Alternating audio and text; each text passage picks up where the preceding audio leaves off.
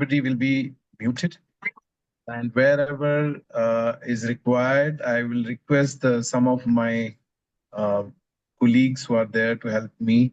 So at any time when we ask you to respond, you can raise your hand and we will unmute you, and then you can speak. And we also have in between some polls and where you can show your where you can respond to certain this thing to make it as interactive as possible. So let me share my screen.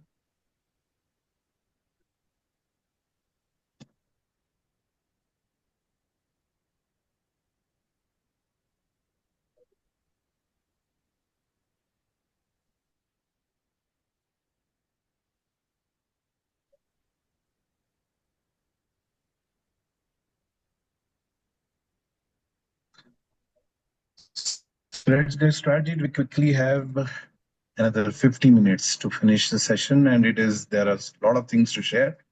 So first of all, welcome you all once again. So these are some of the pictures of the deities at on some of the festivals like Janmashtami and all that. In ISKCON, HBR, and have the darshan of beautiful form of Narsimdev and Radhakrishna and Balaji, Tirupati Balaji. So this course, we have named it as Gita in nutshell because it's just 4 small sessions. We are trying to explain the concepts of Bhagavad Gita, which is, to be honest, literally not possible. But we are just trying to cover some of the concept at very high level. And from there,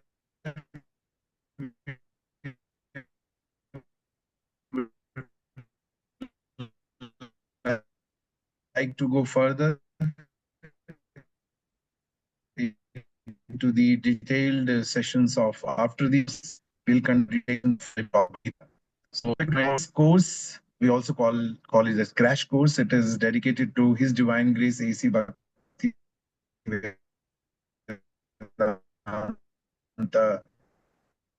Swami Srila Prabhupada.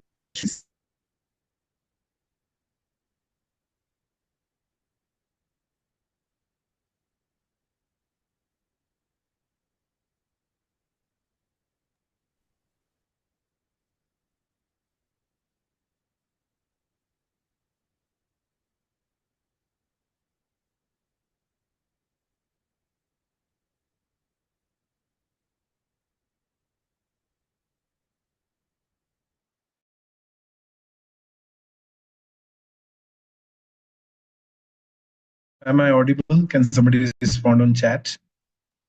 Now you are, Prabhu. In between, you were broken a little bit. I think there was some network issue. Anyway, so this session is dedicated to His Divine Grace A.C. Bhakti Vedanta Swami Srila Prabhupada. Srila Prabhupada is the founder Acharya of ISKCON.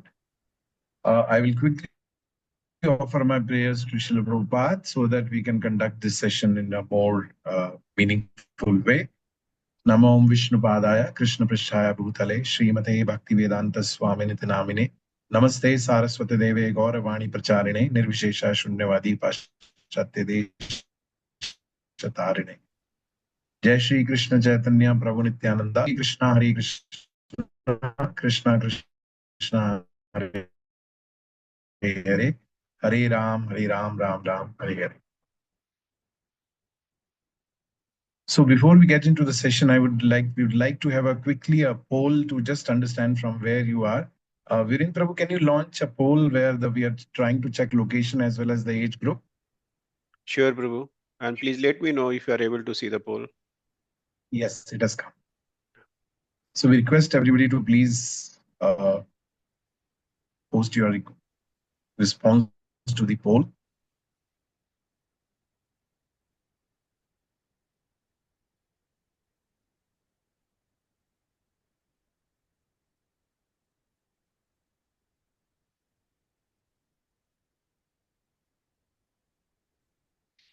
So I think everyone has done, correct? Yes, 27 responses are there. Yes. Then we have the age poll group, Prabhu, age group, this thing. Okay, so let me end this poll. And Do you want me to share the result, Prabhu? Yes, I can see. So most of the 13 highest are from Shobha City. Then Chokanalli we have 4, Orchid Apartment we have 5, and outside Bangalore we have 5 devotees. Okay, please go ahead with the age group, Prabhu. Okay, Prabhu. Give me a moment.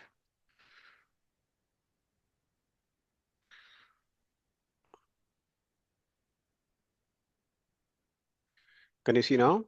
Yes. Can I request everybody to poll?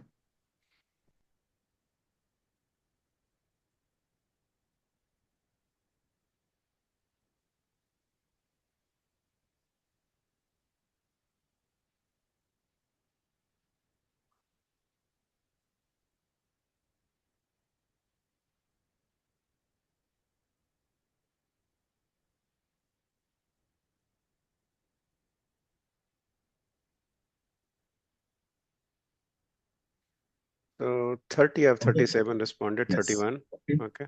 So, So I am ending the poll and sharing the result. yes. Okay, so we see most of the attendees are from 35 to 45 age group and 25 to 35 years age group. So thank you so much for sharing all this thing. And there is some reason for having this thing. So thank you so much. So we'll start with an activity, and I'm not sure how much interactive we can make it because it's an online thing. Generally, we do these sessions offline. So we would like to discuss the anxiety faced by various at various stages of our life. So let me give you an example that when a child is newly born, maybe not newly born, maybe 3 or 4-year-old child, what is the anxiety he has? The max anxiety he has is that, uh, that, okay, my mother should give me one food whenever I need it, right? That's the greatest anxiety he or she has, the child has. So let's list some of the anxieties which are there at different stages of our life. So what I would like to do is to experiment it. So we'll just cover first what is a 10-year-old anxiety of a 10-year-old boy.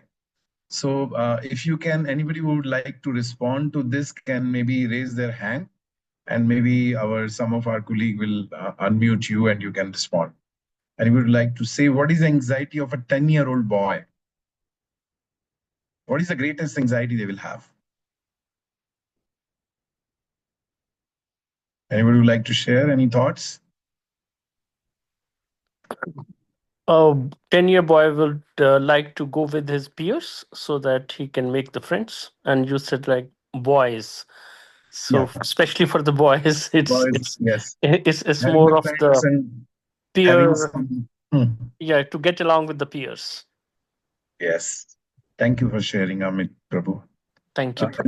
Yeah, and Anybody else? yeah, I can share for my 10-year-old boy. So Okay. he is very anxious in the evening that Mhm. how soon he can go down to play with his friends. Yes. Yes. So thank you both of you. So 10-year boy, what will have the maximum anxiety? Okay, how to play, where to play, my friends, how to make friends. That's all right. Okay. Let's move to the next age group. Anxiety of a student appearing for an engineering entrance exam. So what will be the anxiety of such a boy or child, rather? Don't make it boy or girl, but a student of that age group. Any thoughts? Get through medical college or engineering college. Whatever. Yeah, he's doing so. Getting the best college. Yeah. Anything else? And whether he or she would be able to qualify in the first attempt or Qualify the first if he attempt, second attempt. Should yes. they drop for 1 year, and all those kind of those whose parents are in that group, they know. I've passed through that stage. My daughter is doing engineering, so we were so much in anxiety, and especially she was too much in anxiety. So anxiety of a student appearing for engineering or medical, whatever. So to get a good college, to get good friends in the where my friends are doing, am I doing the right thing, and those kind of anxieties are there. Okay, let's do anxiety of a new journey. I'm putting girl specifically, but I don't want to make it gender specific. So here I put girl. So, what is the anxiety of a new joinee girl at her first job? Any thoughts?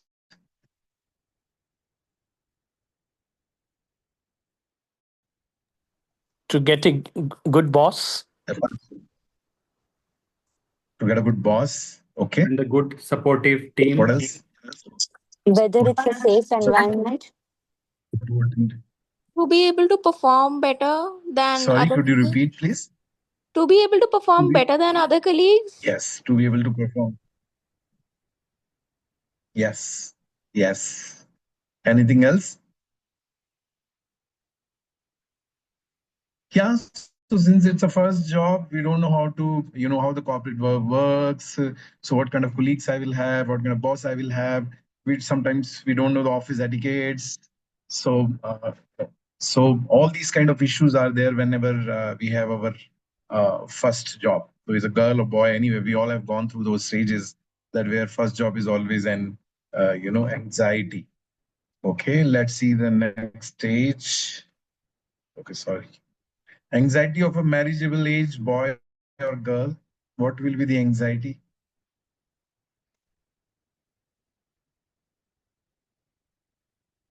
I thought we are more 35 to 45 and above 45. So most of the people are marriageable, cross that stage. So what was your anxiety when you were in marriageable age? To get a good life partner. Yes, to get a good life partner. Anything else? Also the To find fear. a suitable match with whom you have a feeling, have a safe feeling, you feel safe and secure. Yes, because you are committing yourself for whole life. So Yes. we have gone through those stages where we see that we get a nice life partner with whom we can spend the whole life, because it's a question of our life. So, it's a very, very great anxiety we face in our life.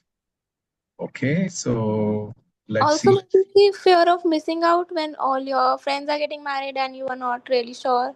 Yes, that's the greatest anxiety when we, miss on that. It's at every, because even at job, sometimes our friends get the job and we don't get, we have an anxiety.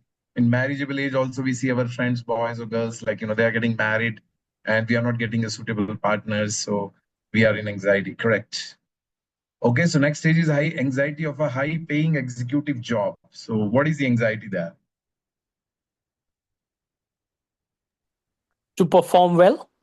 To perform well. Okay. Anything else? Managing the work pressure and the stress Work pressure. associated with it. Yeah, work-life balance. Yeah. Work-life balance. That's a big challenge in today's world. How to balance our family life, social life, and then professional life, because professional life is very demanding nowadays. So it's very Absolutely. difficult, irrespective of whatever field you are, it is a challenge. Okay. Anxiety over parents of a teenage kid. What will be the anxiety? He or she should not get into a bad society or They should don't have get good into friends. good friends. The circle. Yes. Good Circle. The circle. social circle should be nice. They should Yes. not get into bad habits. Yes. Anything else? And to provide proper emotional connect or emotional support to them when they need it, because I think nowadays that is very That is the much biggest concern challenge. point here. Yes, today's teenage kids, it's a big challenge that, how to connect with them as a parent, because it's a big, big challenge. I think it was always a challenge. Maybe our parents faced the same challenge, but we didn't realize. Now, when we are parents, we realize this, that it's not easy to So keep it. these teenage people and when we were in the teens, the life is very different. Yes, life is changing. And it's always like that. Maybe our parents and us, that time also life was different between us. So True. it's always like that. And what is the anxiety of an old and diseased person?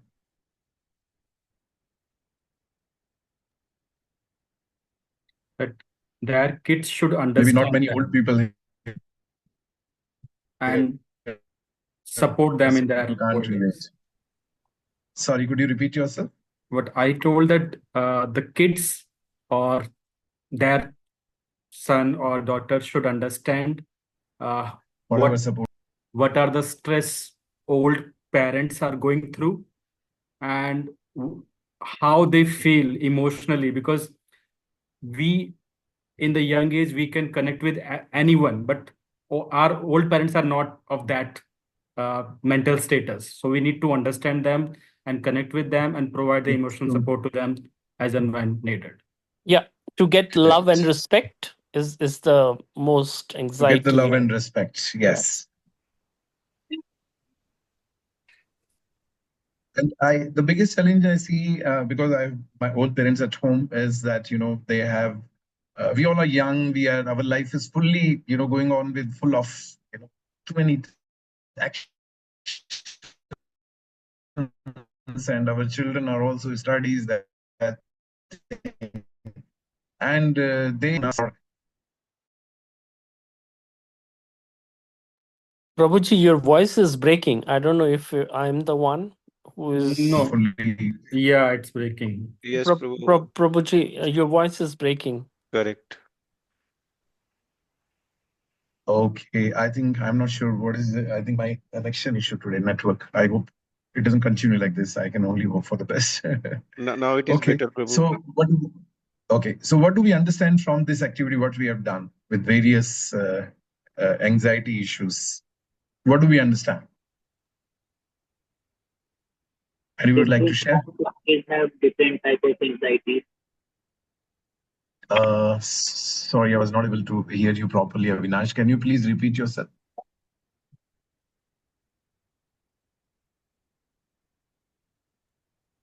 For the different stages of life, there are different type of anxieties.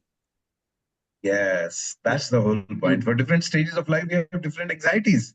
And what were the things which were giving anxiety? So if now, as a as an adult or mid-aged person, if I look at a 10-year-old person, what is anxiety playing and all that? Now we have noticed life are different, and also whatever the things which give happiness at different stages are different, right? Isn't it? So a 10-year-old, as somebody told, a 10-year-old boy, what is looking? What will give him happiness? To get some good friends, going into park and playing, and just enjoying the life, But that thing will not give happiness for a person who is going into an engineering or medical entrance, appearing for that. At that point of time, the happiness will be to get a good college. At marriageable age, the happiness will be to get a good partner. And the later stage parents means the happiness would be that our kids are doing good in life. So that means the point is that anxiety at different stages differ this thing. And also whatever gives us happiness at one stage of life does not give happiness at other stage of life. Correct? Because our happiness, the expectation of happiness decrease, whatever, changes from the different stages of our life. So ultimately, we all are looking for happiness, isn't it? Whatever we are doing jobs in good places, and different kind of things. We go to um, different hill stations and hilly this thing, or some for vacation. We go to good restaurants. What are we looking for? Ultimately, happiness. But the question is, are we really happy? So I'm just going to start one poll. Virendra, can you please share that poll on happiness? Yes, Prabhu.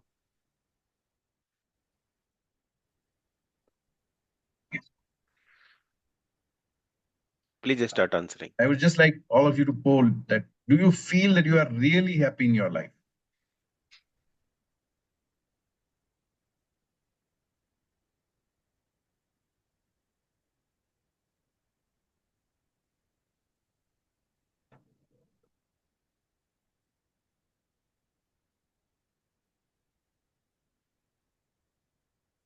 Okay, so maybe 29 are posted, Prabhu, so we can share the results.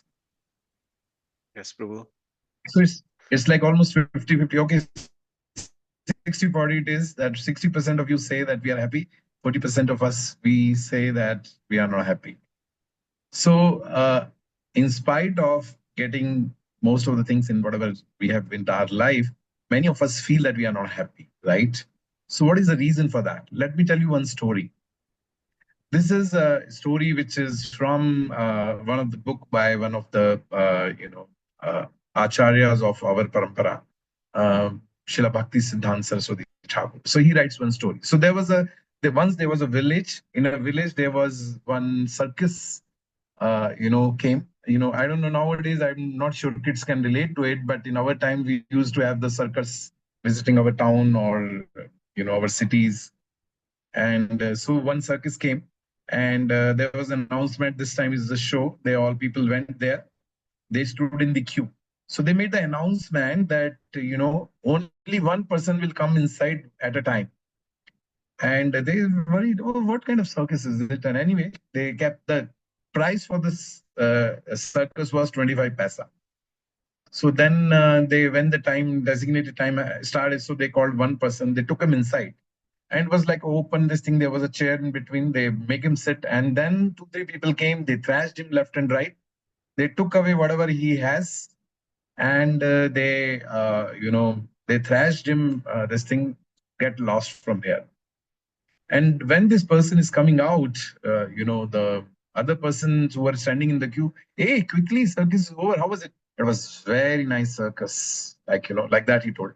Now next person goes inside and he's also beaten black and blue and he's taken all the money and whatever he has, valuables, and he was thrashed and he was thrown out. And then the next person, now he thinks that, previous person told it was a very nice this thing. If I tell this, then people will think that, oh, I'm a very dumb person. So he also went out and other people, how was the circus? Oh, very good. It was very enjoying. I enjoyed it nicely. Like that, everyone went inside and everyone, was thrashed. Their valuables was taken away and they were thrown out. And everyone is coming out and saying, this circus was too good. So this is how the whole thing happened. So this is the story. So now what do we understand from this story? Who will tell me? So circus here, I think, represents our life. We come here, Sorry, you're not very audible. Can you please come close to the this thing? Hello, yeah, am I audible?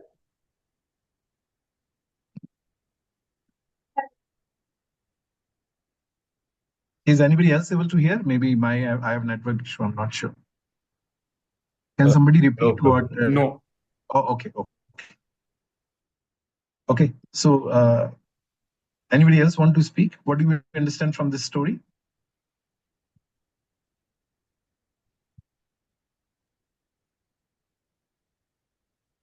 Okay. So I hope. I feel it is just to prove to the society that everything is fine. We just come out and say that everything was good. Okay. So everything is fine. We are just saying everything is good. Does that mean like that?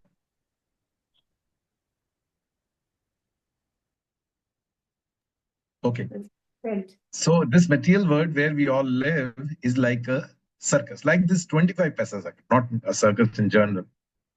Like this 25 paisa circle, everybody is unhappy, but no one wants to accept it. Because the problem is, if you ask me, are you happy?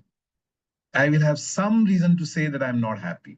I may be living in, as many of you are from Shobha City, I've gone, it's a wonderful place, but still say, yeah, but I stay in a 2 BHK. I wish I could stay in 3 BHK.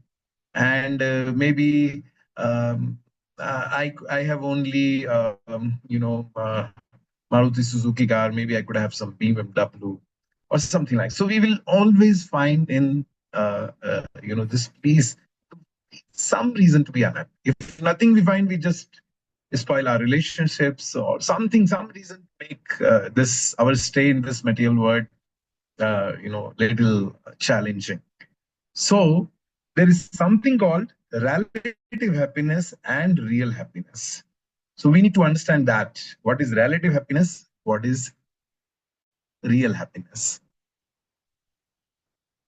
Okay, I'll start with one example. In Bangalore at the moment, it's quite hot. And in between, after 2-3 days, it is raining. So rain is good or bad?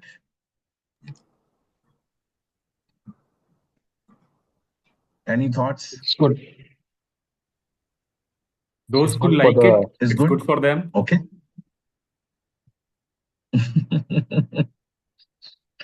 And if that is rain is happening in the evening when you are coming from your office in Balandur and you are in Shobha City or somewhere in this Chaitanya Sandar road, is it good? It's challenging because the traffic would be so bad. Little rain, bang roads get stuck, right? So, or assume it's a rainy season, or maybe assume some location like Bombay or something where it continuously, in Bangalore doesn't rain so heavy most of the time, at least. So in one shot for many days, but in Bombay and all that continuously it rains for many days, assume like. So that point of time, what will happen is all railways, roads will be clogged, full of water, and trains will be running late. But you have to go to your work because in Bombay nobody stops working. So they will, unless it's really, really like very, very bad. So, so people have to travel, still they have to go for 2 hours to their job. And, so that time rain will look very bad. So rain sitting at home, maybe in Shobha City window on a 10th floor, it will look, oh, so nice it is. But, when you ask somebody staying on the road in a hut, for him, it's a challenge because his house will start pouring. Rain may be good for an umbrella maker, right? Rain may be good for a doctor because the doctor, when it's raining continuously, a lot of kids will fall sick. They will have, in Bangalore specifically, you get cold, cough, and immediately you run to the doctor. But on the other hand, it may be, good for the person who is getting cold, cough, flu. Especially your parents who have very young children will face. We just get scared a little bit. Colds that become in Bangalore. We start thinking, oh, now my son or daughter should not get some cold, cough, like kind of. So rain, it is the same thing which is giving happiness at one point of time, may give distress at another point of time, right? Corona was bad for most of us, but it was very good for hospitals, isn't it? I had my mother sick during Corona.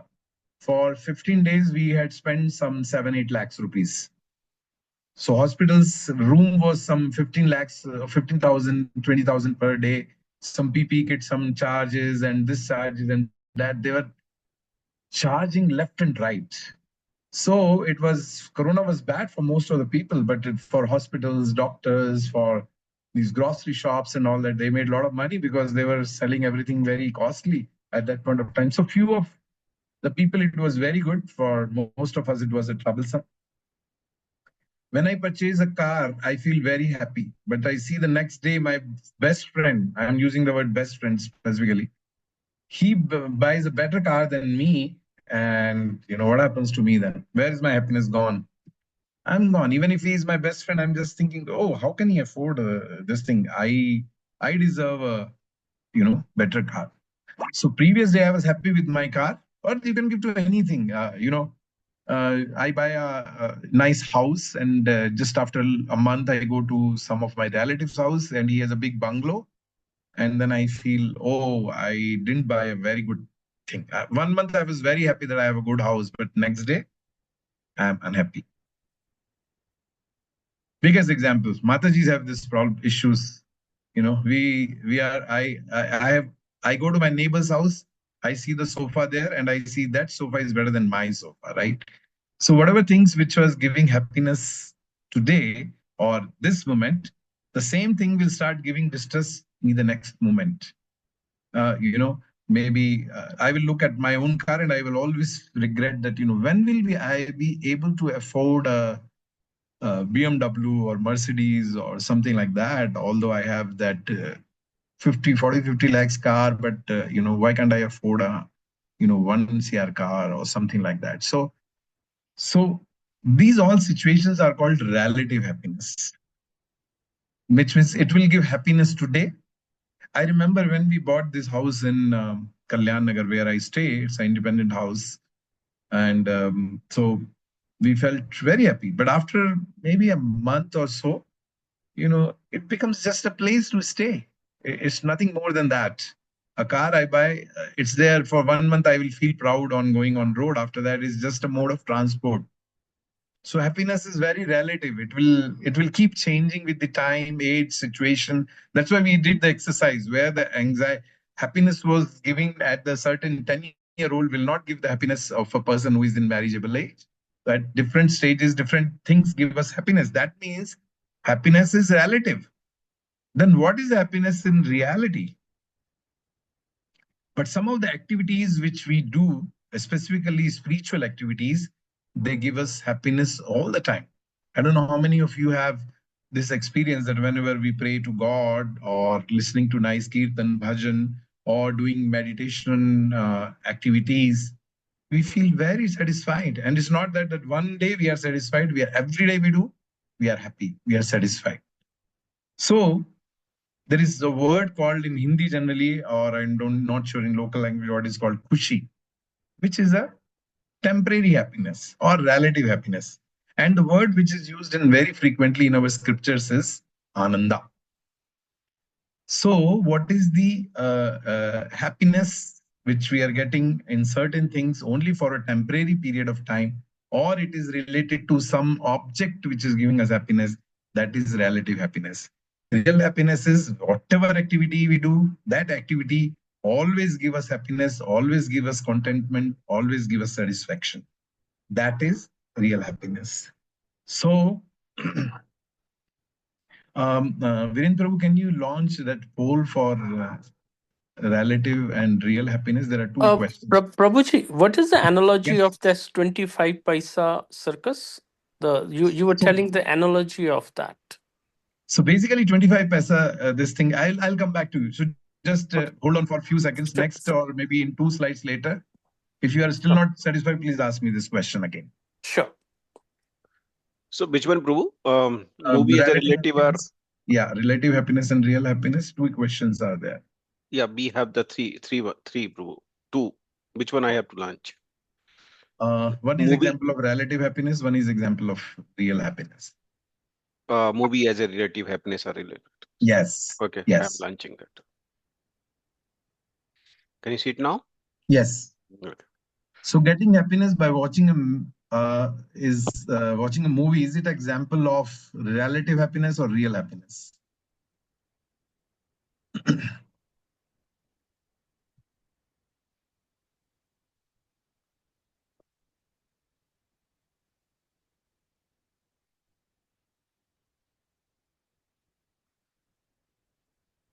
Okay, so 25 responses. Out of that, 23rd say it's a relative happiness, and 2 of you says it's a real happiness.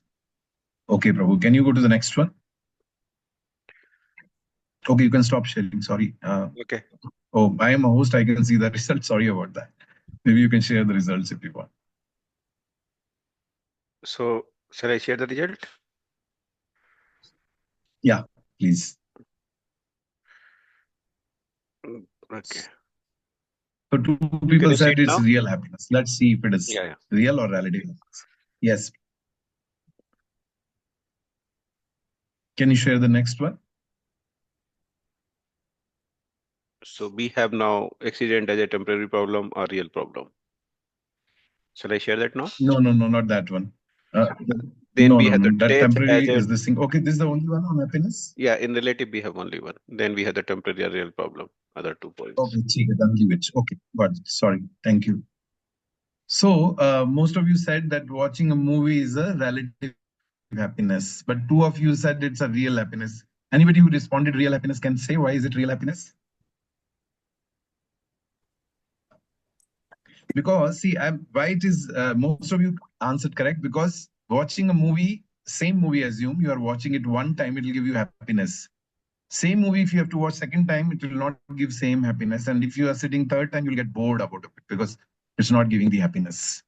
But on this, I'm not sure how many of you have visited ISKCON temple. Assume you enter into the ISKCON temple, and many times we see the nice kirtan. When I was not part of ISKCON, I used to go to Rajajinagar, and I just used to enter that hall, and I used to just get mesmerized by the kirtan which goes on there. And I always, me and my family, we all used to sit there for long. We all just listening to the kirtan, even if we didn't know anything about the philosophy, what the ISKCON is teaching. So there is something called khushi and there is something called ananda. Ananda means eternal happiness. And that's why the translation of ananda in English is blissfulness.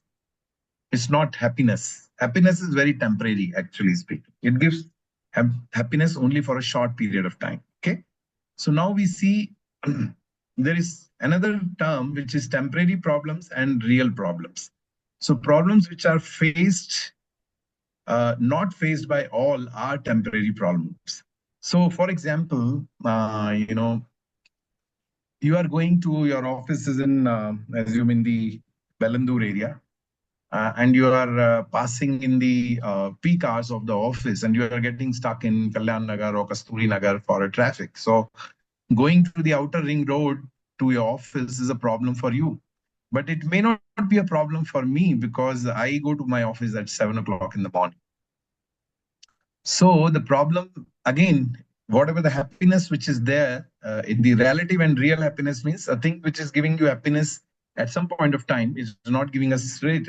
Same with the temporary problem is the problem which is faced by one person, not the everyone. Only few of them are facing a problem. Few of us may have problem with the, as we said, give an example of rain. So few of us may have a problem of rain, with rain, but few of us, some of us are very poetic in nature. So we just wait for rain to come and so that we can write the nice poetry like that. So rain is a problem for one person. It may not be a problem for other person. So traffic is a problem for one person. It may not be a problem for other person. But then there are certain problems which are faced by everybody and nobody has a solution for that. Anybody has any idea, any example for that? Which is the problem which is faced by everybody and there is no solution for that? Death.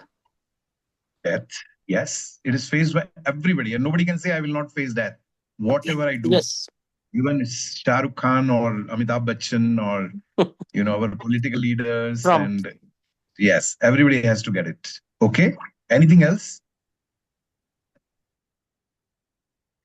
Which is there with everybody? Nobody can say, I will not face or I don't have this problem.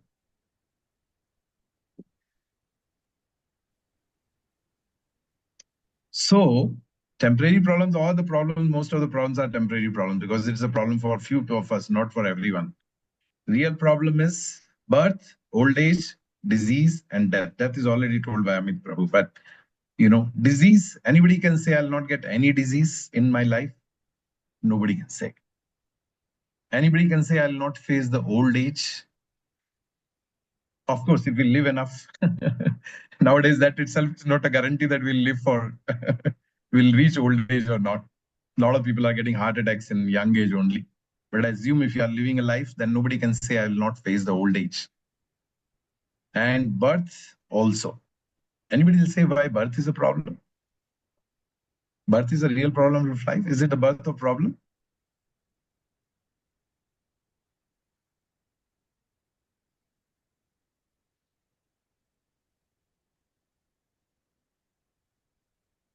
Nobody say birth is not, nobody will accept birth is a problem.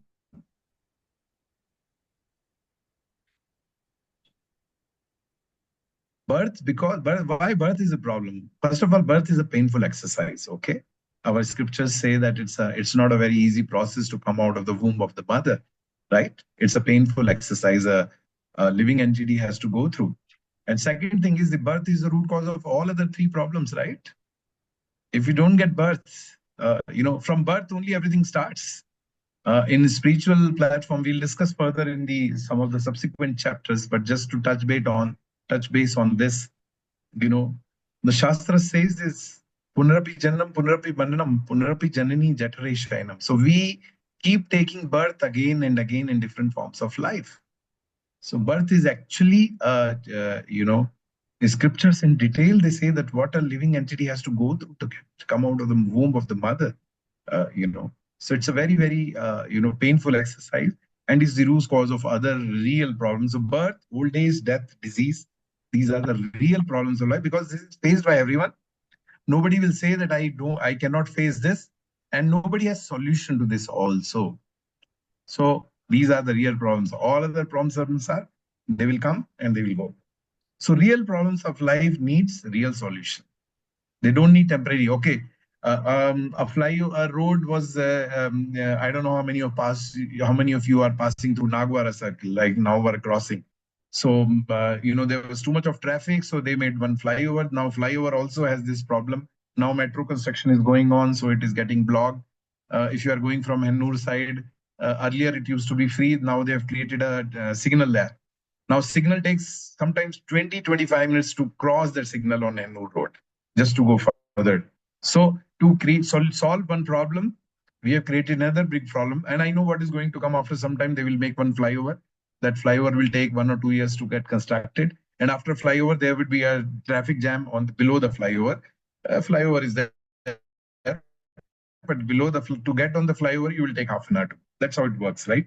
In the material world. So it doesn't, we need a real solution. Solutions for birth, death, old age, disease. Rest all temporary problems. Solutions are also temporary. They will never be, solved. So ultimately, we all are looking for, okay, there is a poll for that. No, Prabhu, can you put that? I think it is about death and other one, accident, something like that.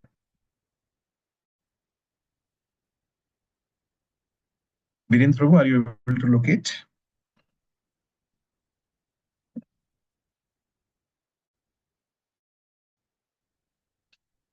Okay, I'm not sure Virendra Prabhu is not responding. So Yes, Prabhu, sorry. Okay, so Prabhu, can you share the poll? Yes, I just Prabhu. want to understand people have understood or not. Correct, Prabhu. So I'm just sharing this a temporary real problem poll. Yes.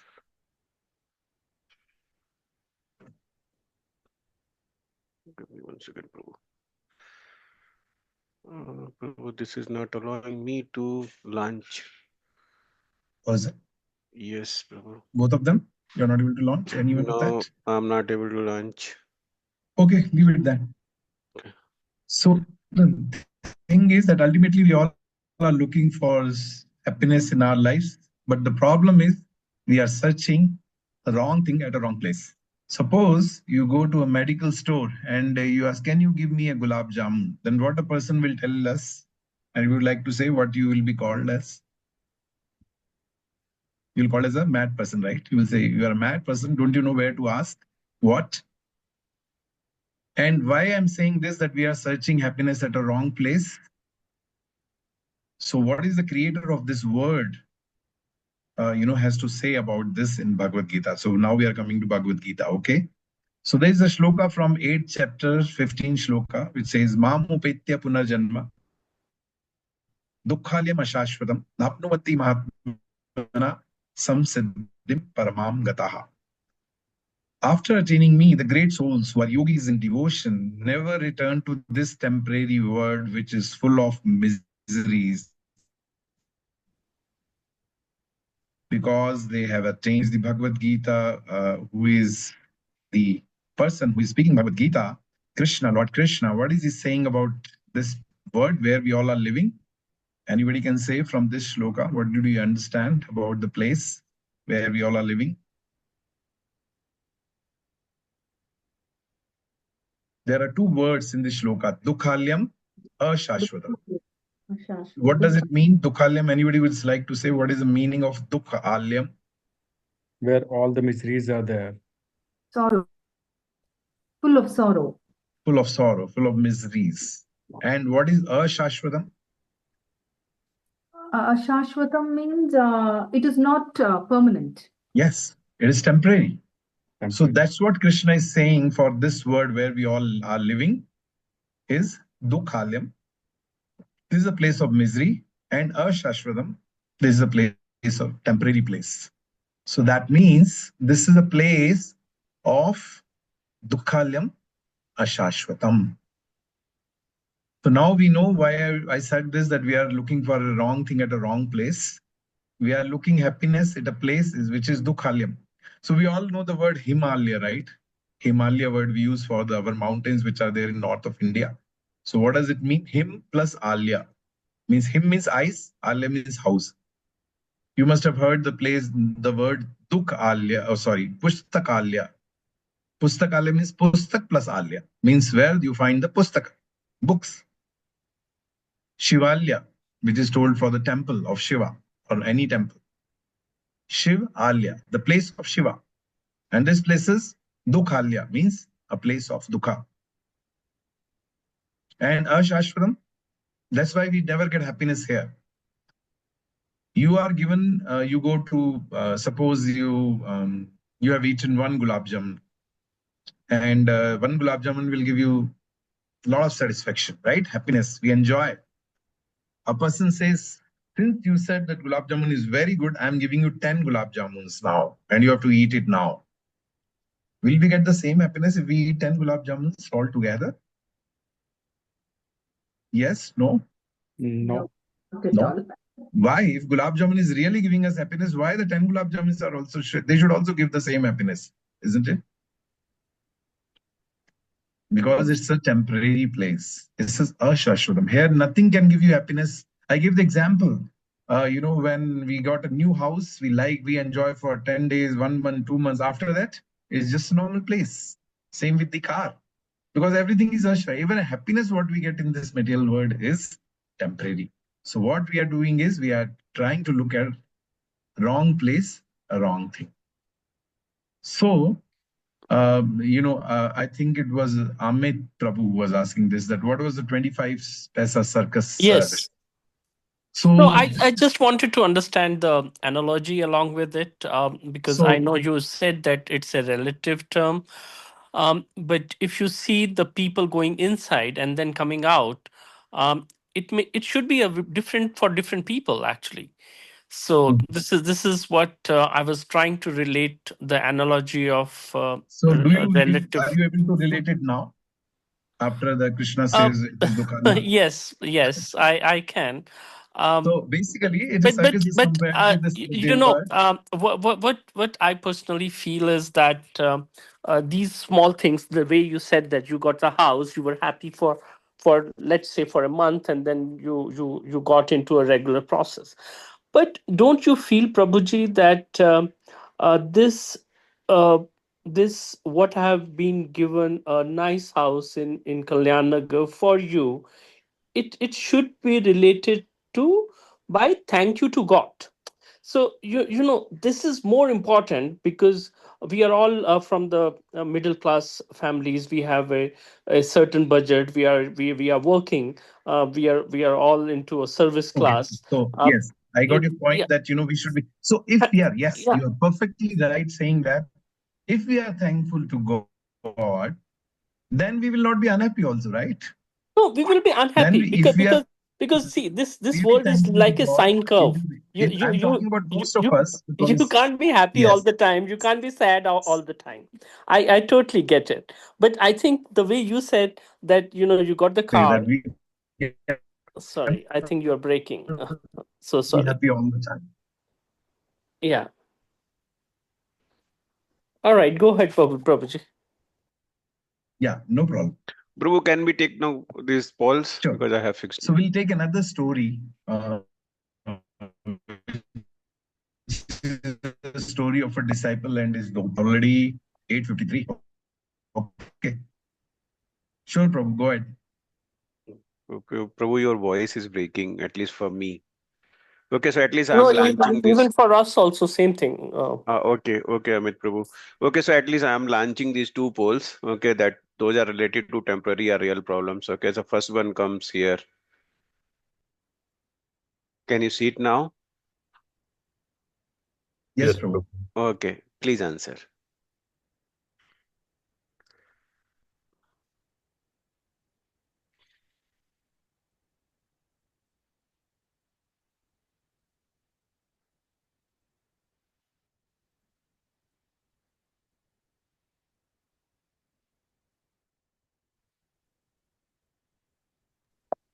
Prabhuji, I think if you can get near to your signal, because a lot of time your voice just gets break up in between. So maybe near to the internet will help you out. Okay. Yeah. Like now it Actually, is I'm breaking. sitting next to Raul. It's breaking. Yes, Yes, Prabhu. yes. Okay, so we have 24 of 35 responses, and then 18 of 24 they say that okay, temporary problem. Oh, okay. So Okay. I'm ending the poll and sharing the results so everyone can see the results here. So is it visible? Yes, Prabhu. Okay. Okay. Can you go to the next poll, Prabhu? Yes, I'm stop sharing this and then I will go to next poll. And here you go. Death as a temporary or real problem.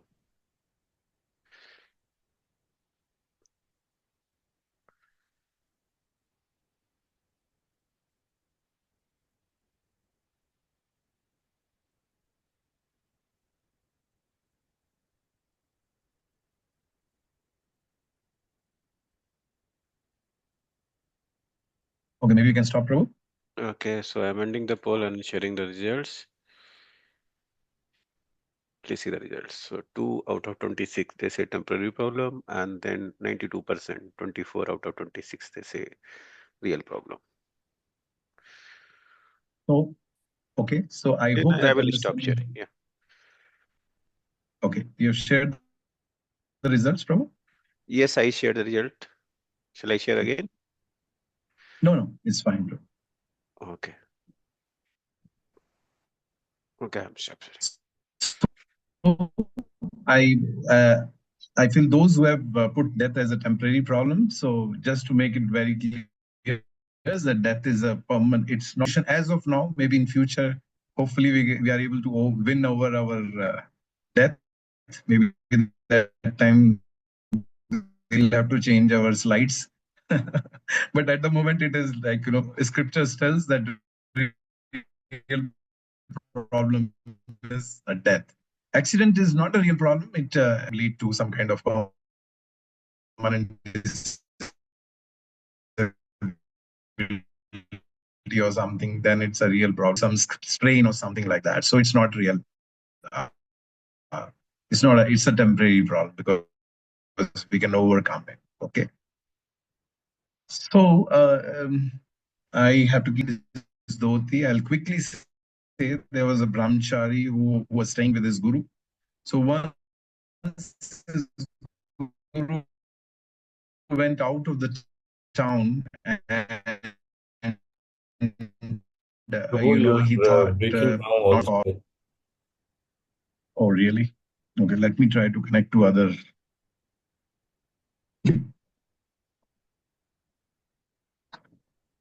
Shall I try from?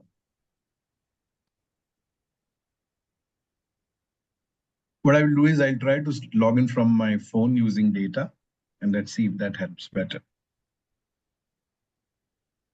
I'm not sure why, because I rarely face any problem on my internet. Now it is better.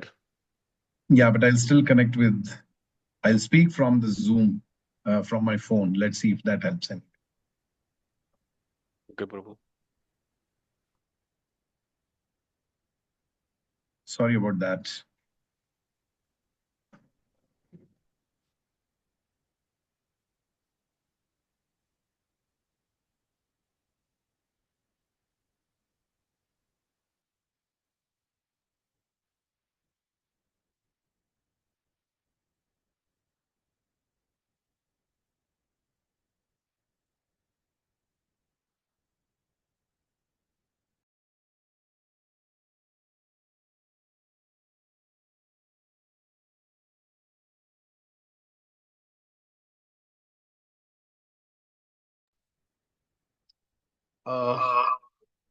Can you hear me now?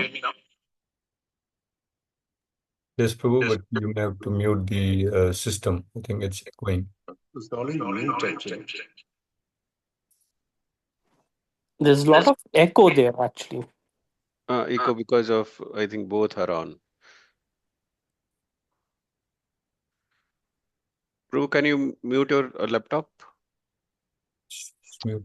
I'm trying to do that. Yeah. Is it better now? Yes, Prabhu. Okay. So I'm trying to speak from my phone, but I'm trying to do from the laptop this thing. Hopefully this will solve the issue. No, this is better. Thank you. Yeah. So so when this guru went out of the place where this, so he just told him to sit and meditate in the forest. So this disciple started doing that, but he had one dhoti. Basically, he had two dhotis only. With that, he was staying in the forest. So one day he saw that there was a rat who came and, the rat has bitten his dhoti. So he just thought, see, I have only two dhotis. If this rat come again and bite my dhoti, then what will happen to my next dhoti? I will not have nothing to wear. So he thought, okay, let me have one cat, and that cat will, take care of this rat. So he bought from the nearby village. He got some cat, and cat easily ate all the rats, and so his problem was solved. But then all the time when he's sitting for meditation, cat is making a lot of sound. So this guy thought that, okay, maybe she's still hungry. She's not getting enough food. So what she did is, what he thought is, okay, maybe I should get her some milk. So he went to nearby village to buy some milk. But after some time, getting every day to go to buy a milk, it is difficult. He thought, okay, let me buy a cow, and I will take care of the cow. I will get the milk every day. So then he bought, somehow he went and he maybe he asked for the donation. Somebody gave her the cow as a donation. He came and he started taking out the milk of the cow, and then after some time he felt it, okay, I'm here to do meditation. Somehow this so maybe I should marry, so that my wife can take care of the cow, milking the cow and all those kind of thing, and I can focus on meditation. So then this he got married, but then after some time, wife started telling that I need somebody because you are busy in meditation. I need some children. So they were, okay, let's have some children. After some time, the children started asking for food, and then, okay, let's have some farming. So they started doing some farming, and then they had slowly over the period of time, they created one village, and he was doing everything else except meditation. And after a few years, Guru came and he told, oh, I can't recognize this place. This looks to be totally different. So he came to Guru and he told, Guru came to disciple and he told, what are you doing? So he said, please come. I want to, thank you for whatever is happening in my life. So he said, but I asked you to do meditation. What are you getting into all these things? He said, yes, to do meditation properly, I need all these things. So then Guru was really, thinking that, oh, like, my God. So this story is actually tells us that, sometime in search of happiness, we think that, whatever we will do this, we'll do that, and, we will be happy. But we don't do the real things which will give us happiness. And that's why we are not able to. We try to find out, and I'm not trying to deny what Amit Prabhu's point was, that, we should be thankful. But most of us don't have that kind of mindset. We always want more and more in our life, and we end up becoming unhappy about it. So reason of unhappiness is because we don't know what is the real happiness is. And what is the solution for that? Solution for that is to have the right knowledge.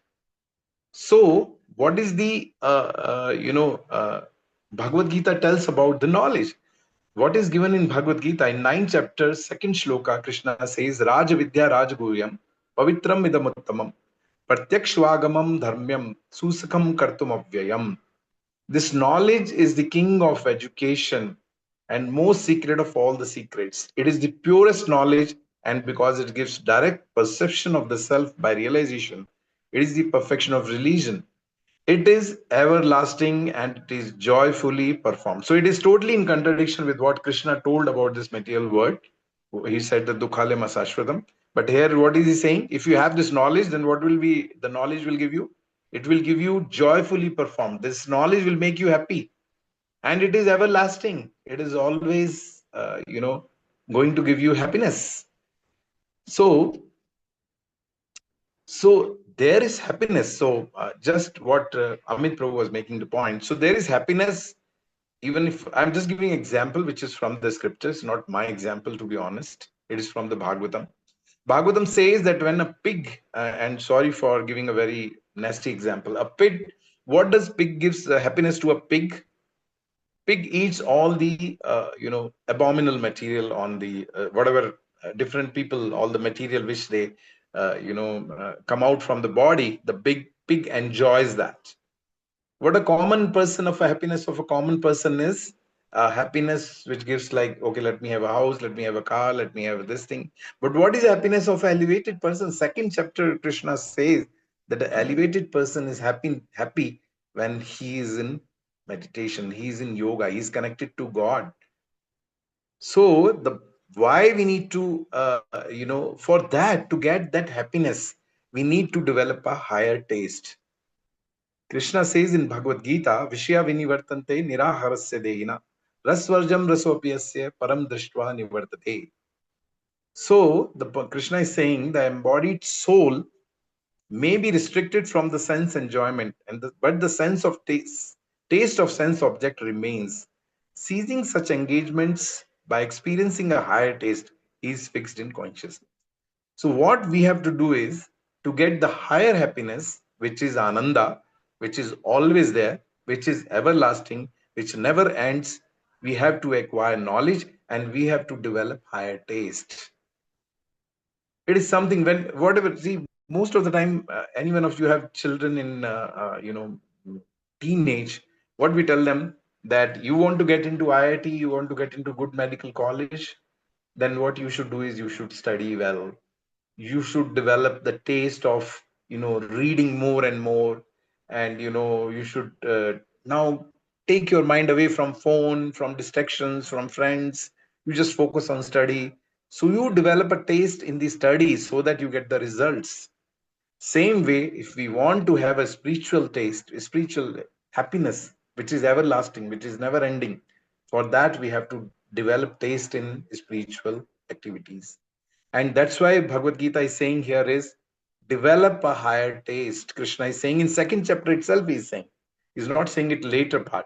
He's saying in second chapter, develop a higher taste. Basically, remove your lower. For example, I always give this example is that somebody who has not tasted a gulab jamun till the point he has, maybe highest thing he has eaten is halwa, maybe suji ka halwa, and somebody gives him the gulab jamun, and then he says gulab jamun is the best thing in the world. But next day he eats ras malai, so he says ras malai is the best thing, best sweet in the world, and maybe some other sweet. So what is happening in this thing? We are increasing our taste, we are developing a higher taste. Same way in Bhagavad Gita, what Bhagavad Gita is telling is that you should develop a higher taste. So if we want to have the happiness, higher happiness, then we should have a higher taste, and that higher taste is we have to develop taste in spiritual activities. So wherever, this is the last shloka of Srimad Bhagavad Gita, this says yatra yogeshwaraha krishno yatra partho dhanurdara tatra shri vijayo bhutir dhruva nitir matir mama. Wherever there is Krishna, the master of all mystics, and wherever there is Arjuna, the supreme archer, there will always be, certainly there will be opulence, victory, extraordinary power, and morality. That is my opinion. So the point which Bhagavad Gita makes is, because this is the last shloka, if as a Atma we are connected to Paramatma, then automatically there would be. What we are trying to do at the moment is we are trying to look happiness in the material things which are temporary. Temporary things cannot give us permanent happiness. Permanent things can give us permanent happiness. So Bhagavad Gita, this is the starting first session of Bhagavad Gita, where we are trying to say is, let's develop that higher taste by reading Bhagavad Gita and by doing spiritual activities. So what we are going to do now in further sessions is, this slide says that wherever Supreme Lord is there, there is victory, happiness, auspiciousness. So whenever we are connected to Supreme Lord, Sri Krishna, then automatically that happiness and auspiciousness is there. There is an analogy which is given in Shastras, the son of a rich father. Take example of, I'm just giving a very vague example, of, assume our Mukesh Ambani's son, Anant Ambani or whatever. Suppose he fights with his father and he comes on the road and he is living a very miserable life because he's fought with his father and he has left his place. Then what the other people will say that, why this person has to struggle? Because he is, son of such a rich man. Our scriptures say that we are also the son of, Krishna says in Bhagavad Gita, Mama Vamsho Jiva Loke, Jiva Bhuta Sanatana. So the living entity, we all, Jivas, we are the Amshas of the Lord. Lord says they are my Amsha. And when a source, Krishna is the source of happiness. Satchit Anand Vigraha. Whenever we take the name of Lord Krishna, we say Satchit Anand Vigraha. So Krishna is the Vigraha of Ananda. And if we want to get happiness, what we have to do is we have to connect to Krishna. And what is the way to get connect to Krishna? Best way is to get connected through Bhagavad Gita. Because Bhagavad Gita is telling us what Krishna wants us to do. What is Krishna saying us to do? There is Krishna's instructions in Bhagavad Gita. So any person who is reading Bhagavad Gita, he has the connection with Lord Krishna. And Krishna is the source of happiness. So as today's first session, what we have tried to understand is that if we want to get why we should read Bhagavad Gita is that we will get that eternal happiness. We will get the higher understanding. We'll get the knowledge. We'll get the higher consciousness. And once we have the higher taste of all these things, higher consciousness and higher understanding, then what happens is the small problems of our life, which are temporary problems, they don't trouble us anymore. So if we want to get out of these troubles of life, problems of life, we should read Bhagavad Gita. So today's session is aimed to tell all of you, all of the attendees who are first time attending anything related to Bhagavad Gita, is that please read Bhagavad Gita every day. And our attempt here is by giving you 4 sessions to develop that for all of you that interest in Bhagavad Gita so that you can read Bhagavad Gita. We just want to motivate you to read Bhagavad Gita. That's all we don't want in these sessions. We don't want anything else. So now what is going to be the next session? So next week we are going to discuss, now we have discussed there is something called temporary problem, there is permanent problem, there is relative happiness, real happiness. We also understand, and if a person is connected to Krishna, he will experience the real happiness, eternal happiness. Now we will try to understand the cause of those problems, why we have these stress in our life. So is it that we are trying to understand, identify ourselves wrongly? Is this that the reason of our this thing? Who I am? Who am I really? So is the misconducted identity of myself is making me stress so much? So that we are going to discuss next week. I humbly, because this time is getting over, I quickly glance through all the few slides. But my humble request to all of you is, please join our next sessions. Please inspire your friends and relatives to join these sessions. And I can guarantee you that in this coming sessions, as well as the further sessions where we are going to do a detailed study of Bhagavad Gita, it's going to change your life. Not just, it's not going to make you a person with tilak and dancing and all that. It will change your perception about the life. It will change you how you should face your life, difficulties in your life, good time also in life. Bhagavad Gita also tells how we should face the good time of our life, not just the bad time of our life. So all those things we are going to discuss in further sessions. So with that, I will end today's session. And, I hope it made some sense to all of you. And anybody has any question related to today's session, you can ask the question. We are going to share one quiz related to the terms which we have used in today's session. So I humbly request all of you, we request you that please take action on that quiz. We have planned that, anybody who is filling all the quizzes will get some prizes. And anybody who is giving all the correct answers will get some special prizes. So please stay tuned and attend all the sessions. These quizzes are primarily based on the sessions, whatever we are covering in the session. There's nothing going to be outside the session. So please join this session. Anybody has any question related to today's session can ask the questions. And others, I humbly request, again, please join our further sessions. And please do attempt the quiz which we are going to share. Okay, thank you so much for your time who has stayed back for so long. And we hope to see you all next week. Thank you so much. Hare Krishna. Hare Krishna. Thank you, Prabhuji. Anybody has any question related to today's session, they can ask. Others, if you are getting late, please feel free to drop. Good session. Thank you. Thank you so much. Thank you so much. Thank you. Thank you. I believe there is no question. Anybody can see the chat. Is there any? No, nothing in the chat, Prabhu. Okay.